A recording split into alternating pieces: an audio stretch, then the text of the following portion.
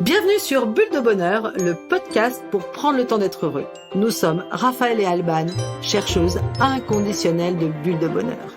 Nous publions ce podcast tous les jeudis. Aujourd'hui, nous vous partageons l'épisode numéro 7, Je me déconnecte.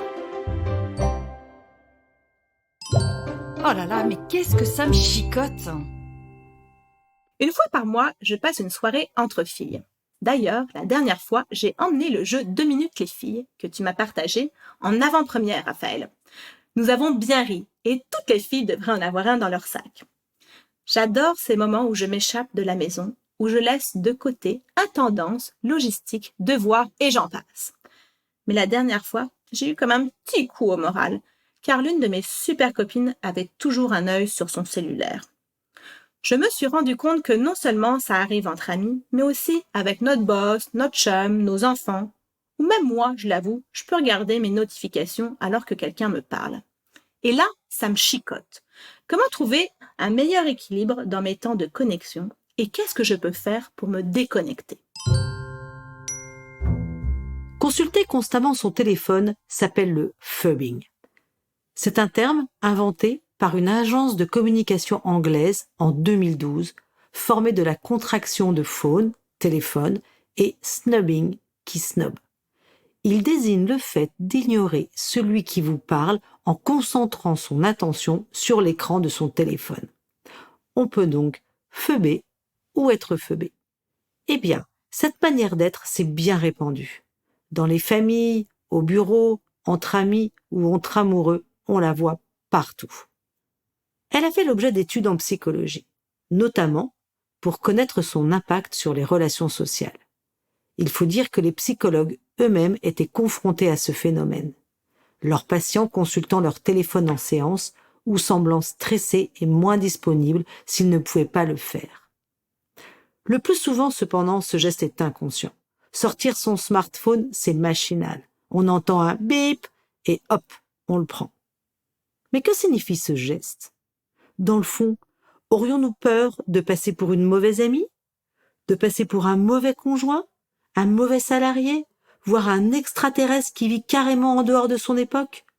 Ou alors tout simplement être au courant de tout ce qui se passe en live ? Vanessa Lalo, une psychologue spécialisée dans les usages numériques, dit même « Le smartphone est un cordon ombilical permanent ». La question pourrait aller même jusqu'à « Pouvons-nous vivre sans écran ?» Ça semble exagéré, et pourtant, il nous est tous arrivé d'être proches de la panique en réalisant que notre téléphone n'avait plus de batterie et que le chargeur était resté à la maison ou au bureau. Il est donc facile d'imaginer que tout ça affecte inévitablement nos relations avec les autres. Certains résultats de recherches menées sur les conséquences du phubbing nous expliquent qu'au lieu d'aller combler notre besoin d'inclusion et d'attention lorsque nous sommes avec d'autres personnes, nous pouvons nous sentir vexés d'être phubbés, c'est-à-dire que quelqu'un sorte son téléphone devant nous. Nous pouvons avoir l'impression de ne pas être écoutés, voire de ne pas avoir d'importance aux yeux de la personne, même se sentir inexistant, voire transparent. Et ça peut nous mettre en colère, nous rendre tristes, on est étonnés. Et certains d'entre nous se réfugient à leur tour derrière leur écran et nous devenons à notre tour phubbers. C'est donc un espèce de cercle vicieux. Les scientifiques s'inquiètent des effets néfastes de ces comportements. Ils provoquent une fragmentation de l'activité, de l'attention, ce qui va générer des problèmes de concentration et de fatigue. En fait, on demande à notre cerveau de zapper en permanence. Et ça fatigue. Ça provoque une surchauffe de la machine. Certains d'entre nous touchent leur smartphone à peu près 300 fois par jour.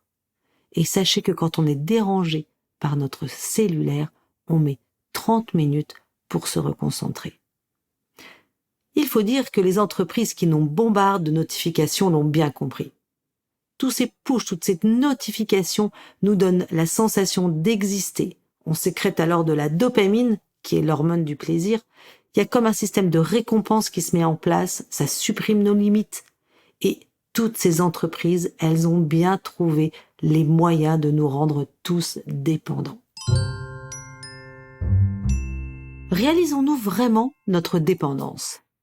Ça me fait penser à la cigarette.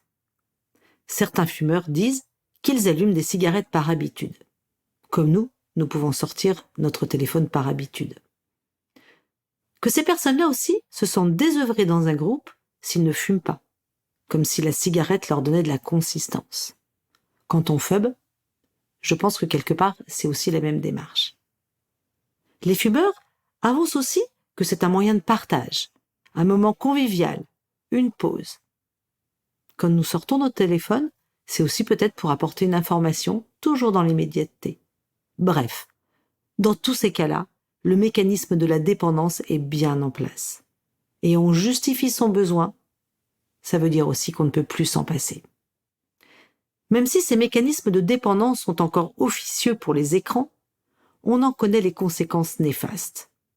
On a parlé de la perte de concentration et de dispersion mentale. On sait aussi que l'hyperconnexion génère du stress. C'est la conséquence directe de notre exigence d'immédiateté des réponses. Cette hyperconnexion, elle impose une astreinte et une attention permanente qui conduit à une diminution de l'énergie mentale avec une perte de priorité. À qui est-ce arrivé de répondre à un courriel qui arrive dans un moment de réflexion et de concentration qui nous fait oublier nos priorités? Pour certaines personnes, le sommeil, le QI et la sociabilité en sont même affectés. Cependant, la réalité des écrans, elle est là, et il ne s'agit pas de vivre sans, mais de savoir comment on peut vivre avec, dans un équilibre qui nous permette de maîtriser, de gérer son usage pour que nous cessions d'être des esclaves et que nous restions maîtres à bord. Allez, je change de regard. Que faire pour changer de regard et redevenir acteur de sa vie numérique? Nous revenons une fois de plus sur le fait qu'il est impossible de changer les autres, alors que nous avons en revanche la possibilité de pouvoir changer nos propres comportements. Pour ceux qui sont parents, c'est aussi un bel exercice, car nos enfants peuvent prendre exemple ainsi sur nous. Et rappelez-vous notre podcast numéro 3 sur le changement. Il ne s'agit pas de tout changer, pas de régime draconien, même si peut-être certains pourraient en avoir besoin, mais une hygiène de vie, ou, comme le dit Jocelyn Brewer, psychologue australienne, entamer une diététique numérique. Alors, comment faire? On est d'accord. Au départ, comme tout changement d'habitude, cela va demander un peu de volonté et de patience. Première idée, une prise de conscience. Prendre conscience de notre consommation, voire même de notre dépendance. Car, si nous n'en avons pas confiance, c'est alors compliqué d'avoir envie de changer. Pour avoir cette lucidité, vous pouvez télécharger une application qui vous donnera le temps que vous avez passé sur votre écran dans la journée par exemple. Ou alors, certains téléphones en sont déjà équipés. Très intéressant de regarder et de temps en temps vraiment étonnant du temps qu'on peut passer, notamment en ce qui me concerne sur WhatsApp par exemple. Deuxième idée, choisissez un moment de déconnexion. Nous avons parlé des bienfaits du rituel dans notre podcast 4. Voilà une excellente occasion de s'en créer des rituels. Vous pouvez par exemple instituer une journée sans écran à la maison, une par mois, une en vacances, etc. à votre idée et votre convenance. Ça peut être aussi de décider d'un moment de son quotidien où vous vous déconnectez. Et souvenez-vous, ayez toujours en tête la politique des petits pas. Si c'est difficile, commencez doucement. Essayez par exemple de prendre votre café du matin sans écran ou de prendre votre demi-heure de lunch sans regarder votre téléphone. Rien de mieux pour se reconnecter à l'instant présent. Vous pouvez aussi de temps en temps avoir besoin d'aide pour tout ça. Un lieu motivant ou encore des activités pour compenser le vide d'une manque d'écran. Aujourd'hui même, des agences se sont spécialisées pour trouver des endroits de vacances sans Wi-Fi, des hôtels proposant des week-ends détox numériques, et des particuliers en font même la promotion pour leur location. J'ai vu récemment le titre d'une annonce pour un chalet isolé avec le titre « Seriez-vous capable de passer un week-end sans 4G ?» Je lisais aussi l'autre jour ce témoignage justement sur quelqu'un qui essayait la déconnexion et qui m'a fait plaisir, j'ai trouvé très sympa. Il disait « Pour la première fois depuis longtemps, j'ai marché la tête haute, pas le nez baissé sur mon portable. J'ai choisi un restaurant au petit bonheur la chance sans consulter d'appli. J'ai observé des monuments avec mes yeux et non à travers l'écran de mon iPhone. Et j'ai même pris le temps de regarder les canards nager. Les heures se sont alors écoulées sans que je ne m'aperçoive de rien. » Super idée.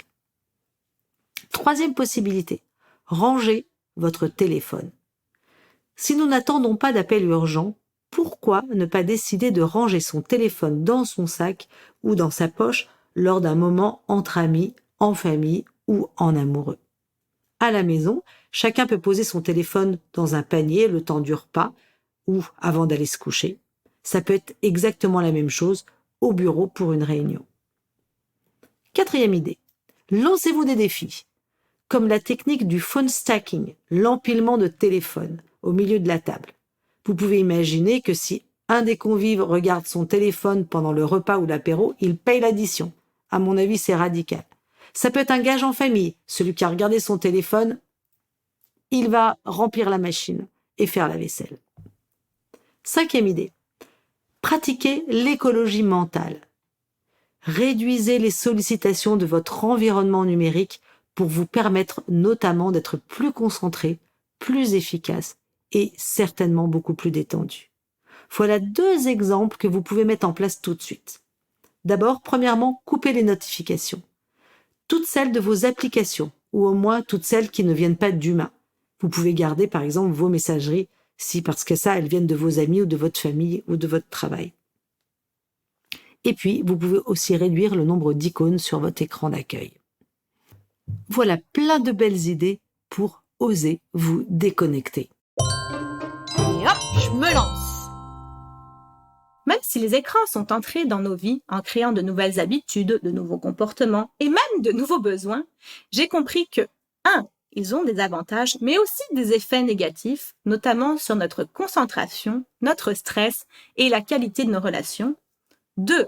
Nous avons le pouvoir de limiter les inconvénients en devenant acteurs éco-responsables de notre vie numérique. Et 3. Nous avons plein de moyens simples pour nous déconnecter. À vous de jouer, chers auditeurs. 2 minutes pour choisir comment vous avez envie de vous déconnecter. Et faites-vous un mémo sur post-it ou numérique pour le programmer. Racontez-nous et partagez-nous les bienfaits de vos moments de déconnexion sur Facebook ou Insta @jeu2minutes. Avec Bulle de Bonheur, prenez le temps d'être heureux. Merci pour votre écoute. Si vous avez aimé, dites-le nous avec 5 étoiles. Laissez vos commentaires et envoyez des bulles de bonheur à vos amis en partageant ce podcast. Inscrivez-vous à la newsletter en allant sur notre site jeu2minutes.com, GUX, 2 en chiffres, minutes avec un S, pour être notifié des prochains épisodes. Bulle de Bonheur est propulsé par les jeux 2 minutes, 52 cartes pour prendre le temps d'être heureux.